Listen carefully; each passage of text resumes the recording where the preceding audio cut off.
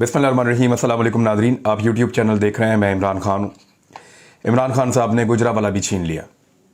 यानी पीएमएलएन की जो पॉलिटिकल पार्टी है, इसके बारे में बहुत सारे लोग ये कहते थे कि ये जीटी रोड की पॉलिटिकल पार्टी है। मुल्तान रोड और जीटी रोड के साथ साथ ये पॉलिटिकल पार्टी चलती है। यहाँ पे इनका बहुत जोर है। यहीं से ये लोग 50-60 सीटें निकाल लेते थे और यहीं से पीएमएलएन की एक ताकत बनती थी इन दो एरियाज से। अब ऐसा लगता है कि इमरान खान साहब का ये जो लॉन्ग मार्च है, जिस तरीके से उन्होंने इसको डिज़ाइन किया है, जिन इलाकों से और हलकों से होकर वो गुजर रहे हैं, क्योंकि मोटरवे की सराउंडिंग के अंदर जितनी सीटें वो पहले भी पाकिस्तान तहरीक इंसाफ ने जीत ली थी। जीटी रोड पे पीएमएलएन मजबूत कहलाई जाती थी। अब अगर जीटी रोड पे जेलम तक का इलाका जो है वो सबसे अहम एरिया है। यहाँ से यानी गुजरावाला में, मुरीद के में, शेखुपुरा में, आप आगे बढ़ जाएं तो सियालकोट में, साथ उसके इलाका नारोवाल का है, उसके बाद आगे गुजरात आ जाता है, मंडी बहाउद्दीन आ जाता है। ये वो इलाके हैं जहाँ पे खारियाँ, ये वो एरियाज हैं जहाँ पे पीएमएलएन जीत जाती है, इलेक्शन अक्सर जीत जाती है। लेकिन यहाँ पे इमरान खान साहब ने लॉन्ग मार्च को ले जाकर पीएमएलएन के लिए इसको ताबूत बना देना है उनकी सियासत का। क्योंकि जिस तरह लोग रिस्पॉन्ड कर रहे हैं, जो मनाजिर हम देख रहे हैं, मैंने अपने सहाफ़ती करियर में ये वाले मनाजिर इस तरह के नहीं देखे। ना इससे पहले मैंने कभी इस तरह का लॉन्ग मार्च देखा है। इस लॉन्ग मार्च को आप समझिए, इमरान खान साहब नए नए तजुर्बे करते हैं। आप गौर कीजिए कि जब भी वो कोई चीज़ करते हैं नए तरीके से करते हैं और कभी भी नया तजर्बा करने से डरते नहीं हैं। मुझे अच्छी तरह याद है कि पाकिस्तान की तमाम पॉलिटिकल पार्टीज दिन रात रो रही थी कि इमरान खान को बोलो लॉकडाउन लगाए, इमरान खान को बोलो पाकिस्तान को बंद करे, इमरान खान को बोलो बाजारों को, कारोबार को, सबको बंद करे और हर शख्स को उसके घर के अंदर बंद कर दे, कर्फ्यू लगा दे पाकिस्तान में। सब पॉलिटिकल पार्टीज कह रही थी, पाकिस्तान की एस्टेब्लिशमेंट भी यही कह रही थी। सब इमरान खान साहब पे दबाव डाल रहे थे और वो अकेले डट गए। उनकी अपनी पॉलिटिकल पार्टी ने भी दबाव डाला, मीडिया ने भी डाला। इमरान खान साहब अकेले डट गए और उन्होंने कहा कि मैं लॉकडाउन नहीं लगाऊंगा, मेरे लोग भूखे मर जाएंगे। उन्होंने स्मार्ट लॉकडाउन जो है ना, एक स्मार्ट लॉकडाउन उन्होंने मुतारिफ करवाया और फिर दुनिया ने माना कि सबसे बेहतरीन अंदाज में जो आदमी कोरोना वायरस के खिलाफ लड़ा है और जिसने सबसे अच्छा परफॉर्म किया है वो इमरान खान है। एक नया तजुर्बा था लेकिन उन्होंने किया और दुनिया ने उसको फिर फॉलो किया। ऐसा लॉन्ग मार्च भी दुनिया ने पहले कभी नहीं देखा, जो सुबह शुरू होता है शाम तक चलता है, फिर लोग रेस्ट करने चले जाते हैं, लीडर भी चला जाता है, अगली सुबह वो दोबारा शुरू हो जाता है। यानी लाहौर से लेकर अगर आप रावलपिंडी तक देखें तो दर्जनों स्टेशन बने हुए हैं। एक स्टेशन से चलते हैं, लोग साथ मिल जाते हैं, दूसरे स्टेशन तक वो लोग साथ चलते हैं, दूसरे स्टेशन पे जाके इमरान खान साहब खिताब करते हैं, पुराने लोग वापस चले जाते हैं, अगले लोग फिर चल पड़ते हैं। इस तरह ये लॉन्ग मार्च जा रहा है। इमरान खान साहब अपने क्राउड को, अपने लोगों को थका नहीं रहे। कोई शख्स मिसाल के तौर पे 1 दिन के लिए लॉन्ग मार्च में आता है, कोई 2 दिनों के लिए आता है, कोई 6 घंटे के लिए आता है, कोई 8 घंटे के लिए आता है, लेकिन लोग इसका हिस्सा बनते हैं और वापस अपनी मामूल की जिंदगी में चले जाते हैं। इमरान खान साहब अपने क्राउड को थका नहीं रहे, वो लोगों की सिर्फ शमूलियत करवा रहे हैं।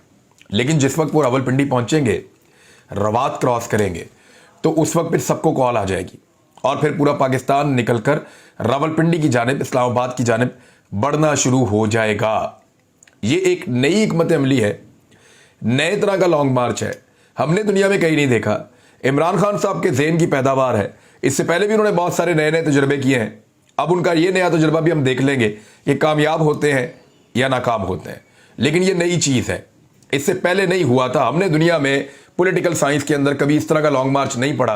लॉन्ग मार्च तो कंटिन्यूसली जा रहा होता है, लेकिन ये रुकता है फिर चलता है, रुकता है फिर चलता है, और लोग उसी शिद्दत के साथ इसके अंदर शामिल होते हैं। शहर से शहर होते होते अब ये लंबा होता चला जा रहा है। तो इस नए तजर्बे का नतीजा क्या होगा? जो पुराने तजर्बाकार हैं, जिनका सियासत में 70 साल तजर्बा है, या जो पीडीएम की जमातें हैं जिनका सियासत में बहुत तजर्बा है, वो सारे नहीं कर पाएंगे। मुझे नहीं लगता कि इस नई चीज़ से निपटने के लिए ताकत के इस्तेमाल के अलावा उनके पास कोई और रास्ता है। बल्कि कुछ लोग तो ये कह रहे हैं कि पाकिस्तान में मार्शल लॉ लग जाएगा। इमरान खान साहब ने क्या कहा पहले वो सुन लें, उसके बाद मैं आपको बताता हूं कि मार्शल लॉ क्या पाकिस्तान में वाकई लग जाएगा। क्या ये खबरें ठीक हैं? क्या वाकई में मार्शल लॉ लगाने के लिए अमेरिका ने या ताकतवर दुनिया के जो ममालिक हैं उन्होंने पाकिस्तान को ग्रीन सिग्नल दे दिया है कि आप पाकिस्तान में मार्शल लॉ लगता है तो लग जाए, कोई फ़र्क नहीं पड़ता, उनके मफादात का तहफ़्फ़ुज़ होना चाहिए। तो मैं आपके सामने तफसीलात अभी रख देता हूं कि मार्शल लॉ लगाने के लिए इस वक्त क्या सिचुएशन है। गुजरावाला में लॉन्ग मार्च की शुरुआत इमरान खान साहब ने खिताब किया, मैंने पाकिस्तान को टूटते देखा है। पाकिस्तान की सबसे बड़ी जमात का ताल्लुक मशरकी पाकिस्तान से था, जो इलेक्शन जीत गई थी। लेकिन मशरकी पाकिस्तान के अवाम को उनका हक नहीं दिया गया। यहां पे एक सियासतदान था, उसने अपनी कुर्सी बचाने के लिए साजिश की और फौज को उस पार्टी के खिलाफ खड़ा कर दिया, जिसके नतीजे में मुल्क टूट गया। अब दोबारा आसिफ अली जरदारी और नवाज शरीफ ये मिलकर साजिश कर रहे हैं मुल्क के खिलाफ, और सबसे बड़ी जमात पीटीआई और फौज और एस्टेब्लिशमेंट को एक दूसरे के खिलाफ खड़ा करना चाहते हैं, लड़ाना चाहते हैं। सारे चोरों का मकसद फौज का पीटीआई से टाकरा करवाना है। मेरा जिना मरना पाकिस्तान में है, नवाज शरीफ आया उसका मुकाबला करूंगा, उसके खिलाफ इलेक्शन भी लड़ूंगा। तो अगर वो इलेक्शन लड़ सकते हैं तो इमरान खान साहब ने उनको चैलेंज भी कर दिया है। देखिए एक चीज़ तो बड़ी क्लियर है, आज है मार्शाल्लाह की तरफ, वो बहुत इंपॉर्टेंट खबर है, तो इसके ऊपर बात इतनी मेरे ख्याल में काफ़ी है। लोग सुनते रहते हैं कि इमरान खान साहब क्या कह रहे हैं। जो हुजूम हम देख रहे हैं, जिस तरह का गुजरावाला ने इस्तकबाल किया, लगता है कि गुजरावाला भी गया पीएमएलएन के हाथ से। और आज इतनी फ्रस्ट्रेशन थी कि मरियम नवाज को वहाँ लंदन में प्रेस कॉन्फ्रेंस करनी पड़ गई। यानी छुट्टियां भी हराम कर दी हैं इमरान खान साहब के साथ खड़े हुए लोगों ने।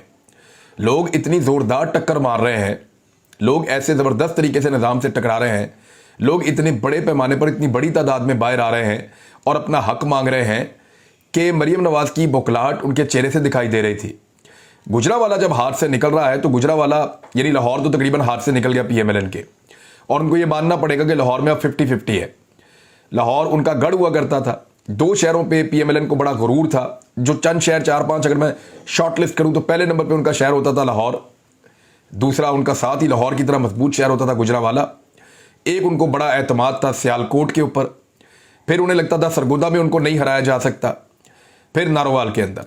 अब ये शहर उनके हाथ से निकलते चले जा रहे हैं, और जैसे जैसे रेत हाथ से फिसल रही है, इन शहरों की आवाम उनसे दूर होती चली जा रही है, फ्रस्ट्रेशन बढ़ रही है। और वो हमने मरियम नवाज की आज ज़बान में, उनकी ज़बान के अंदर जो अल्फाज का चुनाव उसके अंदर और फ्रस्ट्रेशन, वो सारी हमने देखी कि उनके हाथ से चीज़ें निकल रही हैं, सारी मेहनत ज़ाया हो रही है, इलेक्शन के अंदर उन्हें कुछ मिलने वाला नहीं है।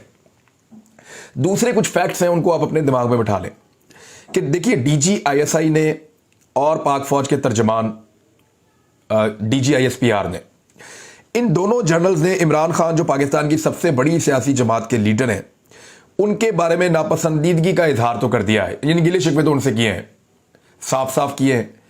यानी नवाज शरीफ से आज तक कभी कोई गिला शिकवा नहीं किया, आसिफ अली जरदारी से नहीं किया, मौलाना फजल रहमान से नहीं किया, लेकिन इमरान खान से DGISI ने, DGISPR ने, या पाक फौज ही आप कह लेंगे, फौजी की आदत की ही नुमाइंदगी करते हैं ये लोग, तो इन्होंने इमरान खान से डिसप्लेयर का इजहार किया है, नापसंदीदगी का इजहार किया है और उनसे गिले शिकवे किए हैं। इसका मतलब यह है कि पाकिस्तान के इदारे इमरान खान को लेवल प्लेइंग फील्ड नहीं दे रहे। इमरान खान के पास लेवल प्लेइंग फील्ड नहीं है, इदारों के अंदर बैठे हुए लोग उनसे प्यार नहीं कर रहे, उनके खिलाफ हैं, उनसे गिले और शिकवे कर रहे हैं। यह बात तो आप कर लें क्लियर कि इमरान खान साहब को इदारों की जो सपोर्ट का एक एलिमेंट कहा जाता था, वो अब सपोर्ट तो दूर की बात है, वहां पे इमरान खान साहब के खिलाफ मुखालफत मौजूद है। और ये अब नजर भी आ रही है, गिले शिकवे उसी से की जाते हैं जिससे कोई थोड़ी सी आपकी मुखालफत हो, या आपको लगे कि ये बंदा ज्यादती कर रहा है, या आपको लगे कि ये बंदा, इसको ये नहीं करना चाहिए था जो ये कर रहा है, या आपको वैसे ही कोई और रीजन हो सकता है। तो जो भी रीजन है उसके तहत ये बात क्लियर रखें कि इस वक्त जो एस्टेब्लिशमेंट है वो इमरान खान साहब के साथ टकराई हुई है, तो level playing field Imran Khan के पास नहीं है। अब इमरान खान के पास है क्या? वो सिर्फ अवाम के बलबूते पर इलेक्शन मांग रहा है कि आ जाओ मैदान में, इलेक्शन करवा देते हैं। लेकिन एस्टेब्लिशमेंट भी ये बात जानती है और सारी पॉलिटिकल पार्टीज ये बात जानती हैं कि इलेक्शन आया तो हम सारे फारिग हैं, फिर हमें हुकूमत बचाने का भी मौका नहीं मिलेगा, हुकूमत बनाने का भी मौका नहीं मिलेगा। अवाम इमरान खान को 2/3 मेजॉरिटी के साथ जितवाएगी और वो पाकिस्तान के ताकतवर तरीन हुक्मरान के तौर पर आके बैठ जाएगा। अब इसमें 2 रास्ते हो सकते हैं, या तो टकराव किया जाए या मफामत की जाए। मफामत का तरीका यह है कि ठीक है, आप लेवल प्लेइंग फील्ड दें, इदारे अपने आप को बाहर रखें और इलेक्शन करवा दें पाकिस्तान में। जो भी इलेक्शन के नतीजे हों उनको तस्लीम किया जाए और पाकिस्तान आगे बढ़े। टकराव का ये हो सकता है कि खुदा न खास्ता पाकिस्तान में एक और मार्शल लॉ लग जाए। इससे पहले पाकिस्तान में 4 मरतबा मार्शल लॉ लगे हैं, और उन चारों मार्शल लॉ को अगर आप देखें तो उससे पहले फौज ने कभी भी नहीं कहा कि वो मार्शल लॉ लगाएगी। इसका मतलब है ये एक ऐसी अनसर्टन चीज है जो पाकिस्तान में किसी भी वक्त हो सकती है। लेकिन क्या पाकिस्तान में मार्शल लॉ लग सकता है, ये सबसे बड़ा सवाल है। इसको जरा आप समझे, इस वक्त पीडीएम की जमातें ये चाह रही हैं फजल रहमान साहब, नवाज शरीफ साहब, जरदारी साहब के मार्शल लॉ ही लग जाए। नवाज शरीफ साहब ने कहा कि दुनिया इधर से उधर हो जाए, मैंने इलेक्शन नहीं लड़ना। जब तक कि मुझे इलेक्शन जितवाने का बंदोबस्त नहीं किया जाएगा तब तक मैंने इलेक्शन नहीं लड़ना। जब तक इलेक्शन जीतने के लिए मुझे सहूलतें फराहम नहीं की जाएंगी तब तक मैंने इलेक्शन नहीं लड़ना, नवाज शरीफ साहब ने क्लियरली कह दिया। वो तो शायद अगले साल भी इलेक्शन ना लड़ें, जब इलेक्शन अपने वक्त के ऊपर आ जाए उस वक्त भी भाग रहे होंगे, क्योंकि इलेक्शन जीतना इमरान खान से नामुमकिन होता चला जा रहा है। तो पीडीएम की जमातें चाहती हैं कि चाहे मार्शल लॉ लग जाए, लेकिन इमरान खान नहीं आना चाहिए, क्योंकि इमरान खान आया तो एक नाइटमेयर होगा, एक डरावना ख्वाब होगा इमरान खान, जो इनके लिए बहुत परेशानियां पैदा कर देगा। लिहाजा चाहे मार्शल लॉ लग जाए। अब मार्शल लॉ क्या लग सकता है? देखिए, एक बात तो ज़हन में रखिए कि पाकिस्तान के खजाने की हालत आपके सामने है। आज से पहले जब जब मार्शल लॉ लगा पाकिस्तान में, पाकिस्तान के खजाने की इतनी बुरी हालत नहीं थी। इस वक्त पाकिस्तान के खजाने की बहुत बुरी हालत है और कहीं से बहुत ज़्यादा पैसा आने की तवक्को भी नहीं है, और ना कोई यहाँ पे खित्ते में इतना बड़ा गेम हो रहा है जिस गेम की वजह से आलमी ताकतें पाकिस्तान के ऊपर पैसा खर्च करें। लिहाजा पाकिस्तान में मार्शल लॉ के इम्कानात अगर आप माशी तौर पे देखें तो पाकिस्तान इतना डाउन है कि यह तजर्बा बहुत मुश्किल होगा। दूसरा, अभी जो लोग बुरा भला कह रहे हैं महंगाई पे, गुर्बत, बेरोजगारी पे, बैड गवर्नेंस पे, ये सब बुरा भला लोग पीडीएम की 14 जमातें मिलकर ये गालियां खा रही हैं। अगर पाकिस्तान की फौज मार्शल लॉ लगा देती है या मार्शल लॉ लगाना पड़ जाता है तो ऐसी सूरत में ये जितने शिकवे गिले हैं अवाम के, जितना लोग बुरा भला कह रहे हैं, लोग फिर उसको कहेंगे जो इक्तदार में होगा। यानी जो मार्शल लॉ लगाएगा लोग उसके खिलाफ हो जाएंगे और वो कहेंगे जी हमारे तमाम मसाइल के लिए आप ही जिम्मेदार हैं। दूसरा, इमरान खान साहब का जो रिजीम चेंज ऑपरेशन का एक बयानिया था उसके ऊपर एक मोहर लग जाएगी कि बिल्कुल सही बात है, इमरान खान सही कह रहा था कि मुझे निकालने के लिए कोशिश की गई है और मुझे जबरदस्ती और ज्यादती करके निकाला गया है। अब ये मार्शल लॉ इस बात के ऊपर मोहर सब्त कर रहा है कि क्योंकि इंपोर्टेड हुकूमत चल नहीं सकी तो इलेक्शन करवाते हैं तो इमरान खान आ जाता है, लिहाजा मार्शल लॉ ही लगा दो। अब मार्शल लॉ ना लग पाने की एक और बड़ी वजह है, वो ये है कि जब भी पाकिस्तान में मार्शल लॉ लगा तो पाकिस्तान में लीडरशिप का उस वक्त फुकदान था। ऐसा कभी नहीं हुआ कि पाकिस्तान में एक बेहतरीन लीडरशिप मौजूद हो और मार्शल लॉ लग जाए। लीडरशिप का जब फुकदान होता है तो तब मार्शल लॉ लगता है।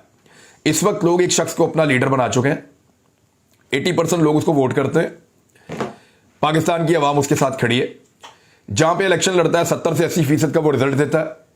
तो जब इतना मकबूल लीडर पाकिस्तान के अंदर मौजूद है तो उसकी मौजूदगी में आप मार्शल लॉ नहीं लग सकेगा, क्योंकि मार्शल लॉ लगाएंगे वो शख्स और उसकी जो पॉलिटिकल पार्टी है वो उसकी मुजामत करेंगे, और सबको मार्शल लॉ के खिलाफ मुजामत करनी चाहिए। पाकिस्तान एक जमहूरी मुल्क है और जमहूरी इसका आइन है, इसका एक कानून है, तो वहां पे मार्शल लॉ जैसी चीज की कोई गुंजाइश नहीं है।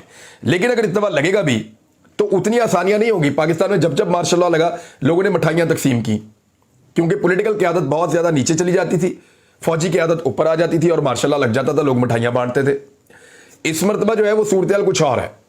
सूरत एक इलेक्शन का तकाजा कर रही है। अगर इस सूरत हाल में मार्शल लॉ लगाया गया या मार्शल लॉ खुदा न खास्ता लगा तो लोग उसके ऊपर रद्द-ए-अमल देंगे और हमारा इदारा जो बड़ा कीमती इदारा है उसके लिए मजीद मुश्किलात पैदा होगी, उसका जो एक शोहरत है उसको भी नुकसान पहुंचेगा।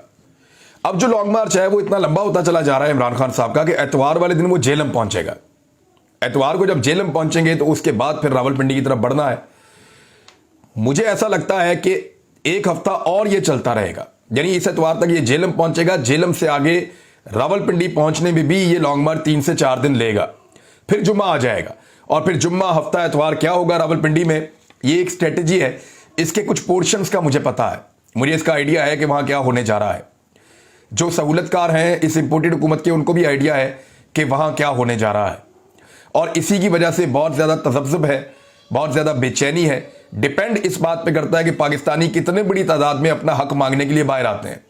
अगर तो पाकिस्तानी बहुत बड़ी तादाद में अपना हक मांगने के लिए बाहर आते हैं, बल्कि जो रिटायर फौजी अफसरान की तंजीमें हैं उन्होंने भी कहा है कि वो और उनकी फैमिलीज भी आएंगे, और बहुत सारे जो रिटायर ऑफिसर्स हैं वो कह रहे हैं कि वो भी आएंगे, आम शहरी कह रहे हैं कि वो भी आएंगे। तो इस तरह सिविल सोसाइटी है, वुकला है, वुकला की तंजीमें वो सारी की सारी आ रही हैं। तो ऐसी सूरत हाल के अंदर मुश्किलात बढ़ती चली जाएंगी, और क्या होने जा रहा है सबको आइडिया है। मुझे भी इन्फॉर्मेशन कल कुछ हद तक मिली है, लेकिन इस वक्त वो बड़ी हसास है चीज़ें, तो मैं अभी आपके साथ शेयर नहीं कर रहा। वक्त के साथ साथ आपके सामने आ जाएगा। इस्लामाबाद डी चौक बहुत पीछे रह गया है। ये लॉन्ग मार्च रावलपिंडी में अपना काम करेगा, और रावलपिंडी में क्या करेगा ये आपको वक्त बताएगा। अब आदम सवाती एक मुश्किल बनते चले जा रहे हैं, और बहुत बड़ी मुश्किल बनते चले जा रहे हैं। आदम स्वाति साहब का अगर आप स्टेटमेंट के बाद एक स्टेटमेंट देखें तो मैंने आपसे कहा था कि ये बहुत स्लो आएंगे, लेकिन मैं इनको जानता हूं कि ये एक मुसीबत बन जाएंगे। आदम स्वाति ने कहा कि मेरी इज्जत पर हाथ डाला गया है। राणा सनाउल्लाह, तुम सर्टिफाइड मुजरिम और झूठे हो, जो तुम बो रहे हो वही काटोगे। मेरे घर में तलाशी के दौरान कीमती चीजें ले गए, मेरी जान निकाल लेते, इसकी कोई परवाह नहीं थी। उन्होंने मेरी इज्जत पर हाथ डाला है। यह सियासत नहीं, मेरे और मेरे खानदान की इज्जत पर हाथ डाला गया है। बैनुल अक़वामी फोरम पर जाऊंगा, एक सेनेटर की इज्जत महफूज नहीं है। यह कानून सेक्टर कमांडर फैसल के लिए नहीं है। FIA असिस्टेंट डायरेक्टर अयाज को बुलाए, वो बता देगा कि कौन कौन इस जुर्म में शामिल था। मुझे बेलबास किया गया तो कौन कौन मुझ पर हंस रहा था। उन्होंने मुझ पर तशद्दुद किया और मेरी चीखों की वीडियोस बनाते रहे। मेरा जुर्म सिर्फ एक बड़े ताकतवर आदमी के खिलाफ ट्वीट करना है। शहबाज गिल का नाम डाल दिया गया है एग्जिट कंट्रोल लिस्ट के अंदर। कोई फर्क नहीं पड़ता, पाकिस्तान ही अपना मुल्क है। और मेरे ख्याल में जिस आदमी ने सोचा होगा उसने पाकिस्तान से नहीं जाना। शहबाज गिल ने अगर जाना होता तो बहुत पहले भाग जाता। मुझे नहीं लगता उसको फर्क पड़ेगा इस बात से, वो यहाँ पाकिस्तान में ही मौजूद रहेगा। तो नादरीन, ये मार्शल लॉ के हवाले से कुछ सवालात थे, मैंने आपके सामने रख दिए। इम्कानात बहुत कम है, लेकिन इसके बावजूद ये बात याद रखिएगा कि पाकिस्तान में कुछ भी हो सकता है। लेकिन एक और बात भी याद रखिएगा कि पाकिस्तान की कौम ने चीज़ों के ऊपर अपना हक मांगने के लिए रद्द अमल देना भी सीख लिया है। अब तक के लिए इतने, अपना ख्याल रखिएगा, अपने चैनल का भी। अल्लाह हाफ़िज़।